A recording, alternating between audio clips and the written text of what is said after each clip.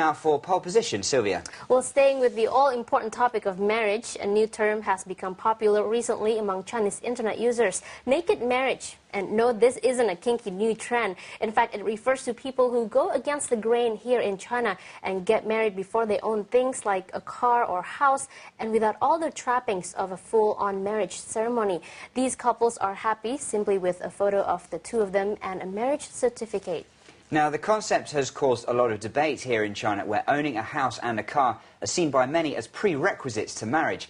The China Youth Daily website has carried out a poll on this subject, asking people whether or not they support the idea of this so-called naked marriage. And here are the results of the women who were asked about this. Resounding 75% said no, they did not like the idea of having a naked marriage. Just 25% said they did, but interestingly, it's a very different story for the men. 80% of them said they liked the idea of a naked marriage, while just 20% said they preferred the more traditional method of tying the knot.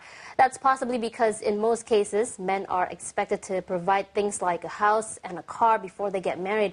Now, there have been some comments on this, Mike. That's right. Interestingly, as with the prenups, a big difference between what the men and the women are saying. Right. But the comments here, one person saying the reason why women are realistic is that men don't remain faithful in marriage. After some years, they get younger girlfriends, they want to abandon their wives, and they say women take too much responsibility in today's society. Right. Someone else says a man who truly loves his girlfriend won't just let her become his wife without a beautiful wedding gown and a well-decorated apartment. These things show how important marriage is for him. Another person saying, or complaining I should say, that society exerts too much pressure on men. In this fast-growing society, salaries are not fair given the rising prices.